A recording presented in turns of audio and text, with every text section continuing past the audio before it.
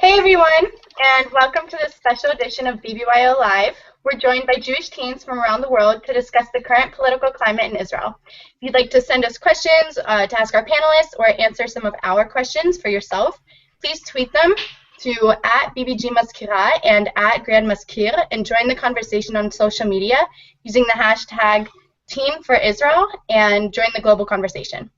I'm Ronnie Rose, and I'm the 70th International Maskira, and I'm from Charlotte, North Carolina in the United States. And we're just going to go down the line and introduce ourselves. Hi guys, my name is Jake Niskin. I'm from Michigan region BBYO, so Michigan in the United States, and I'm very excited to be on this call. Pizza. Hi, I'm Pizza. I'm from Serbia, BBYO Balkans, and yeah, I'm from Serbia, BBYO Balkans. Hi, my name is Trevor. I apologize for the phone call in the background. I'm from Boston and from New England region number 18. Hello, I'm Jonah Moore. I am from BBYO UK and Ireland, but specifically from London, England. I'm very excited to get talking about Israel and the upcoming election. Hi, I'm Eliar from Argentina. I'm really happy of being in this conversation.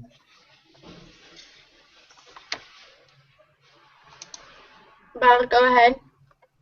Hi everyone, I'm Bar Cohen from Israel. I'm in Maccabi Tzair from Hadera. So I'm really excited. This is my first chat, so it'll be really fun. Welcome, Bar. Great. So, as many of you know, this Tuesday, Israel will participate in electing the 20th parliamentary body, or the Knesset. And before we get into the discussion, Trevor will explain how Israel's government is formed. So, take it away, Trevor. Thank you, Jake. So, long story short, Israel has what we call a coalition government, which means there are multiple parties which sometimes join together, and there are about 120 seats in the Knesset. And when citizens vote, they vote for the party they want, and the seats are divided proportionally to each party. Usually, the leader of the party, which most members then becomes prime minister, and he or she must form a coalition or a cabinet of ministers, made up of 60 members from the Knesset. The coalition is like the executive branch of Israel, I guess. And right now, Bibi Netanyahu is the prime minister that was leading that coalition.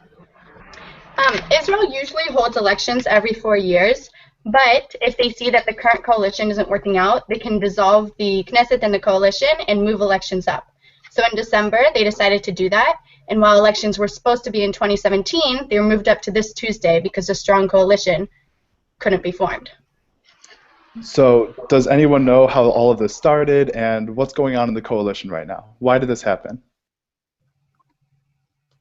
Okay, so if I'll say it in short, the coalition, well, Yair Lapid, Tzipi Livni, they what we can call, what we can say rebelled against Bibi Netanyahu, and then because they couldn't work together in the coalition, Bibi Netanyahu, he fired them. He fired both of them, and that what made of the government of the coalition to grow apart, and that's why we have the election. And they, Tzipi Livni and Yair Lapid, they were the justice minister and the finance minister, and they basically opposed this bill that Bibi Netanyahu really supported, which was the Jewish state bill that would declare Israel as the Jewish state of the Jewish people. So what do you guys think of this bill? It would officially declare Israel as the Jewish state. Well, good or?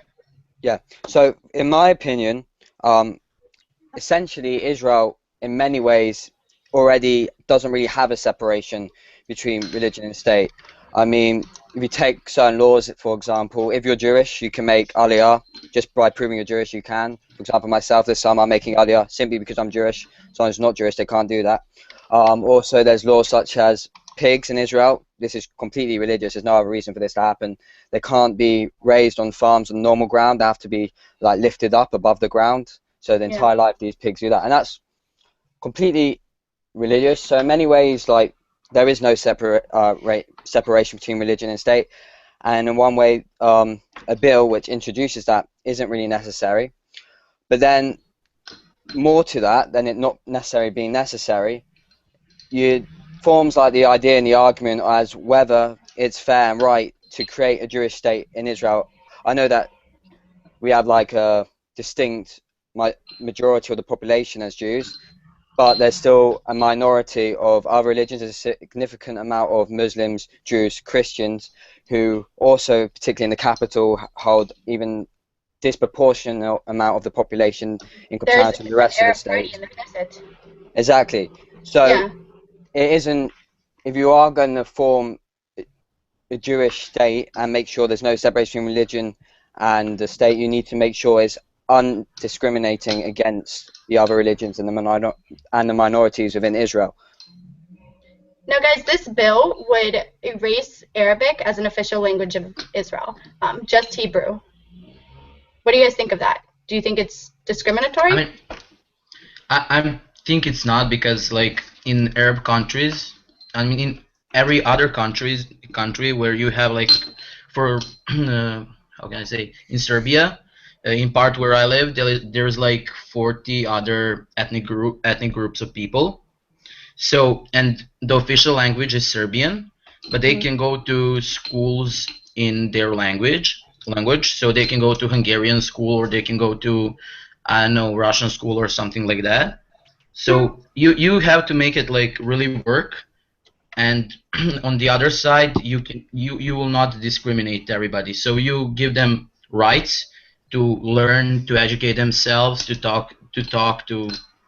live on their language, and then actually on the paper it says that the Serbian is official and that they can use whenever they like their language.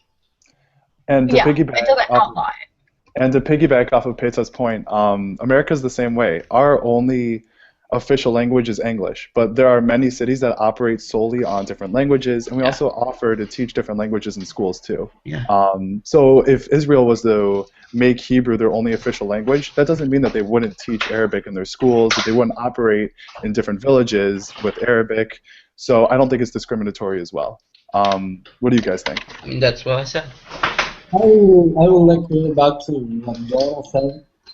Although nowadays Israel, without the bill, is a Jewish state and it has a lot of Jewish things, I believe it's necessary to pass this bill, because nowadays you can be sure that for some years, like for the next years, and I think the long we'll see Israel is going to be a Jewish state without the bill. But if one day we get to have a government, a non-Jewish government, we can lose the state of Jewish state, and the bill would protects the state of Israel of still being a Jewish state with any government on it. There's actually, I read an article with something about that. Yossi, can you pull up that quote that I sent you? Because that was BB's point with this at all. In all, he said we don't need it. We've survived about 70 years without it, but it needs to protect us for the future. We need to make sure that we are always a Jewish state. We need to make sure that nobody can ever come in and take away the Judaism from our country. My mom grew up in Israel, and she always says that most people in Israel, most Jews, are secular because Judaism is so forced there by the government, so enforced and forced. And it'd be weird. And I asked her, why are they doing that? They're making people not care as much about being Jewish. And she said, well, you can't tell the world, protect us, we're the only Jewish nation, and then not say officially we are the Jewish nation. We close our shops on Shabbat, and we all go to synagogue. So maybe they do need to make it official so that the world realizes that we're here and we're here to stay. Yeah. Well, I'd say to your point, I don't necessarily think this, but the Muslim population, although a lot smaller than the Jewish population at the moment, is growing a lot more rapidly than the Jewish population. While Hasidim tend to average more Jews than the average Arab family in Israel, Arabs average a lot more children, about 5 to 6, whereas Jewish people average about 3 to 4. Therefore, eventually it's calculated that in not a too distant time, there's going to be more Muslims in Israel than there are, more Arabs, sorry, not Muslims, different things, more Arabs in Israel than there are Jewish people. So, like what you just said, we need to ensure on one hand that the Jewish state is like we have a Jewish state always. However, is it unfair to make it a Jewish state if one day if we are a minority in Israel, is it necessarily the right thing for Israel to be a Jewish state? Okay. I mean, on one hand, I think that Arabs right now, with the statistics that 65%, I think, or 75% of Arabs in Israel agree that it's better to live and they want to live in the Jewish state of Israel than living in some other Arab state. And in other hand, what Jonah said, if there is like not too many, but if there like if we will be minority, that would be like a really big problem because they can overrun the not overrun, but they can form their coalition and overrun the Knesset, and like the bill is not being protected and everything. Now we're talking most of us from outside of Israel, but Barak, do you want to tell us maybe like if you and your friends have talked about this, what people think? Yeah. So I would like first of all to say like what's happening right now. We talked earlier like about Hebrew as the language spoken in Israel, but but right now Israel is treating its minorities like of the Arabs so well. Our education system is we make it for them like different. Like when I as a Jewish kid in Israel, I have to learn Bible and I have to learn like a lot of Jewish stuff. An Arab kid in Arab school will not be forced to learn Bible, but he will learn the Korean and he will learn Arabic. He will learn Hebrew because it is Israel and we speak here Hebrew in the everyday life. But then when he needs when I think of how freedom we give to the Arabs in Israel, we give them a lot. Now about making Israel like a more Jewish country, I don't know if it's possible. But right now we don't have public transportation in Shabbat. We don't have shops. So declaring it as a Jewish country, I don't know exactly what will be all the consequences of that. But right now, we do like everyone are feeling that we live in a Jewish state. So I don't know how much further we can make it more Jewish. But then when you said that most of the people in Israel, most of the Jewish people are secular, I could say that it's much easier, obviously, being Jewish in Israel. Like I don't go to the synagogue every Shabbat, but I think that in Israel, because that the Orthodox movement is so powerful, and they don't really give the Reform and conservative movements love room and space. That's a thing that get a lot of Israelis like myself. I connect to the movement. They don't give us a chance to connect. So that's my opinion about it. I have a question for Bar. Yeah. I was wondering, after going to Israel and traveling and seeing all the, I mean, I think I went during Ramadan, so being able to see all the different cultures present throughout was just, to me, it was fantastic being able to see different religions. And I was wondering if you thought if this bill passed, would you to make it like to declare it, to give it like formal declaration as a Jewish state? Do you think that would cause negative energy or stigma of the other minorities present in Israel? Right. I think it might would because if we will declare Israel as a Jewish country, maybe the treatment towards these communities will be affected. But Israel would never force its Judaism on anyone. Like, as a Jewish religion, in a the Jewish religion, we don't force anyone, God forbid, to be Jewish. Like if someone wants to be Jewish, he has to be tested. And so we give all of the different religions in Israel a lot of freedom.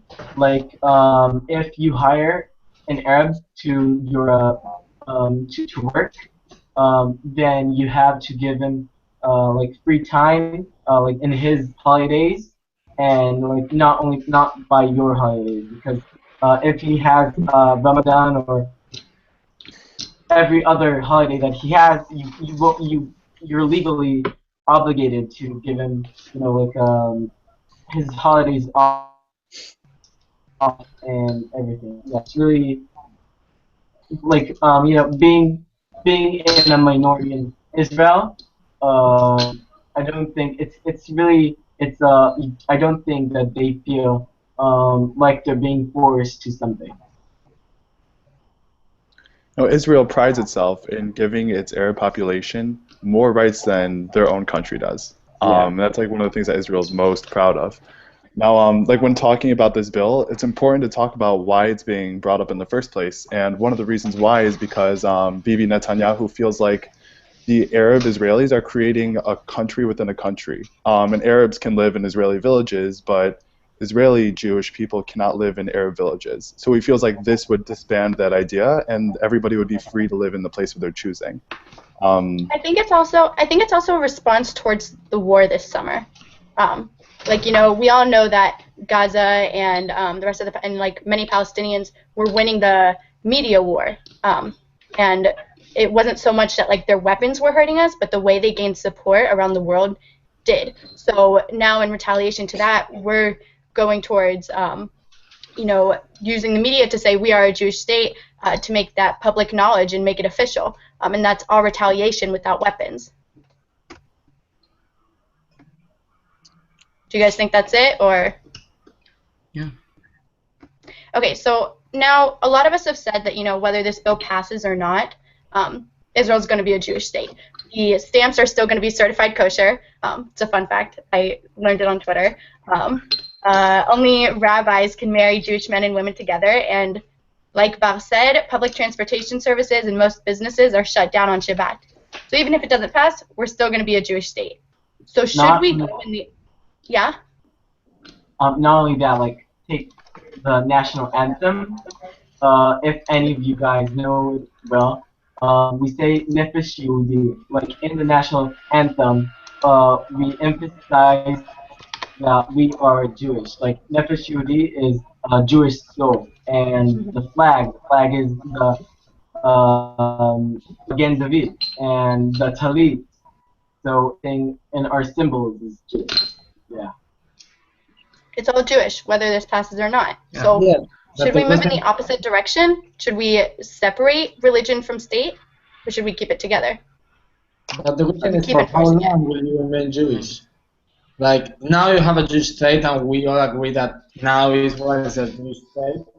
But as Jonah said, in some years, if Arabs get to be more than we are in Israel, and if they get the government power, the Jewish state can stop being a Jewish state because it's just a costume thing, because it's not official. So, as unfair and controversial it may sound, I think although we could be a minority in a Jewish state, being Jewish, like in a Jewish state in Israel have more Arabs, I think it's fair for us to have a state when Arabs have a lot of states. And as controversial as it may sound, if you don't want to live in a Jewish state, you have another state to live. But if you do, and we don't have the Israel state being Jewish, if you want to live in a Jewish state and you don't, there aren't if Israel stops being a Jewish state. So although we could be a minority, we still deserve a Jewish state, and we still have to get it and maintain it with the bill or in some other way. But we have to make sure we have a Jewish state, and we will still have it. I think it's important to like decide whether you think Israel is a place for the Jews or it is a Jewish state. By that I mean when Israel was formed, like became the state of Israel and a Jewish country, a lot of it was because of what happened in World War II and the Holocaust, and that I think to some extent the world saw that Jewish people really need a place to go, and now we've got a safe place. Should Israel really be a place where Jews have, wherever they are, if they're ever persecuted, they have a place to go, they have another home and somewhere to go? Or is it more that this is the place in the Bible or in the Torah where we were given, and it's a holy place and we deserve it because it's our birthright as a Jewish people, because God gave us a covenant and promised it to us? So for me, I think it's more, as I see it, more as a safe place for the Jews than as, although I do have a connection with the state, I see it more as a safe place for the Jews than as it should be a Jewish state because it's the state of Israel, and it's important to have that really strong connection between the religion and the country. Do Okay, you see what I'm so saying? yeah. Aaron Dane from DC Council, the DC Council Gadol, brought up a good point through Twitter. And what he said was that keeping Israel a home for everyone will keep it a home for the Jewish people anyway. And passing the Jewish state bill will enforce nationalism and exclude other groups, which is something that goes against our values, both American and Israeli values. The Jewish people have survived for centuries as a diaspora, and we don't need to change that by declaring that one place is only for Jews. So what do you guys think? Um, about this last part, the Jews. Okay, go.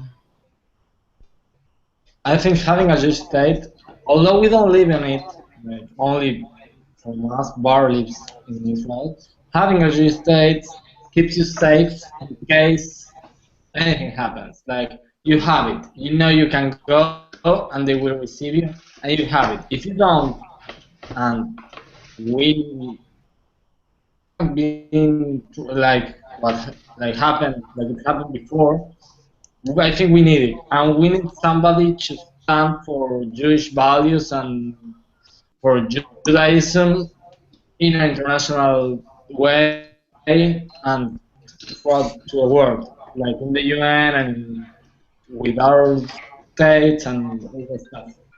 Okay. So the last part that the Twitter guy said, it's Jewish people survived in Europe. So I mean, for me, I'm from Europe and I don't want to survive it. I want to live it.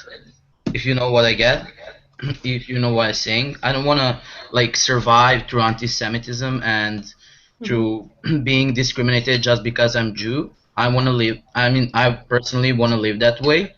And if I cannot live that way, I have a safe place to go, and it's Israel, where besides all the wars and everything is going, I'm still more safe than in my country. Well, part of me fears that if we separate religion from the law, and if we don't declare it a Jewish, or if we declare it a Jewish state, that eventually people in Israel will become so comfortable being Jewish, and it'll be so easy to be Jewish that they won't have to work as hard. You know, in history, like, it's been difficult, and because of that, we worked harder to keep it. And I know here, where I don't have that huge Jewish community, I have to work harder to preserve my Judaism. So I'm a little worried that years from now, the people in Israel will be Jewish, but they won't care as much about it. So if something happens and another country comes and attacks Israel, the people won't care as much about preserving their Judaism, and they won't fight for it. Could it be our demise? Could it be what hurts us in the end? No, when you say preserving, oh, sorry, continue. That's okay. No, when you say preserving Judaism, do you mean preserving, like, going to synagogue and observing the holidays, or do you mean preserving, like, our culture and our traditions, the foods we eat, the music we listen to, the traditions that we pass down? Because those are two different things, and I feel like the culture that we have and the food and the music and the traditions that transcend from generation to generation, that'll hold anyway, because that's just a part of Israeli culture now too. Yeah, but they won't. I feel like they won't fight as hard to keep the religion itself. Well, what I think was that from, I guess, previous history, when what we've seen is when the Jews have stepped back and not been necessarily proud and vocal in their Jewish identities, is when disaster happens, such as Holocaust, assimilation, etc. And so, like, personally, that's why I think we need the state of Israel, because it's the only place you can be a Jew uninhibited. And I know some people say that history repeats itself, but I personally that history may rhyme. So I think that's kind of personally why I think we need the state of Israel. History may what? History may rhyme? Yeah, and wait, Well, I it's like can say as who lives in Israel. Back in 1948, people came to Israel, made an aliyah because they were Jewish, and probably only because of that, because we didn't have like um, we didn't have relations to Israel as we have now. Um, right now in Israel, I know that a lot of people of the soldiers, like I'm 18 in next September, and after the year of service I'm going to do, I'm going to serve the army. Now I'm secular, I'm not religious, but why am I going to serve in the army? Because I love Israel, I love the culture, I love all the things we accomplished, I love how we developed all of the high technology and everything. I like living here, I like the view, I like all the historical sites. I love speaking Hebrew out loud in the streets and having Jewish education everywhere I go. So there are a lot of different reasons right now for Israelis to love Israel and want to be here and fight for it, other than the religion. Because in our ID, in the place where it says nationality, so some it's like it's Israeli or Yehudi, Jewish. So some people take it as a religion, as their religion. Some people take the Yehudi, the Jewish, as their nationality. So that's another way to look at it. Yeah, I think that Judaism is too deeply embedded into the core of Israeli culture for it ever to be faded away. Their language is Hebrew. They all go in the army to fight for the Jewish country. Everything about them is very Jewish in essence, and I can't see making this bill. I don't think it's going to fade away, and I don't think this bill would preserve it. I just think, with it or without it, Judaism is something at the core of all Israelis, and that's not going to go away. Also, think about it with the separation of religion and law. People that live in Israel and aren't Jewish aren't required to serve in the military. So if we were to separate it, then Jews wouldn't be required to either. But because they're Jewish, they have to serve if they grew up in Israel.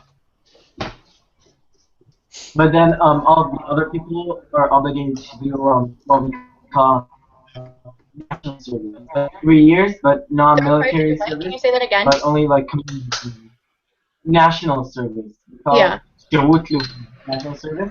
And then they don't serve in the army, they don't go fight, but they are supposed to go and do like community service and stuff. It doesn't mean that they do. Most of them don't, in fact, but that's what they're supposed to instead. Anybody want to share their final thoughts? Okay, well, just an update on elections. Right now, the two parties that are in the lead are Likud and the Zionist Union, which is a joint union of labor and Hatnuah. And Likud is for the Jewish state bill, so they're more towards enforcing religion with the law, and Labor and Hatnuah, they're against the bill. So while they want it to stay a Jewish state, they don't want to make the bill official. So this Tuesday is election day. Bob, you can't vote yet because you're not going to be 18 until September, you said. Right. That's okay, next election. But I guess we will find out soon who wins. So thank you all for joining our call. We hope to talk to you guys more soon about this. And if anybody back home still wants to join in the conversation, just tweet with hashtag Teens for Israel, hashtag join the global conversation, and give us your thoughts. Fantastic. Thank you, everybody. And with that, we remain your international Mazkirim. Thank you.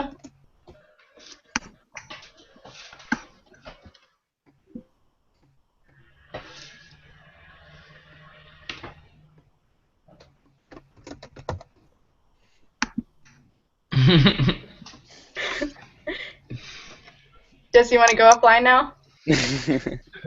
No. No.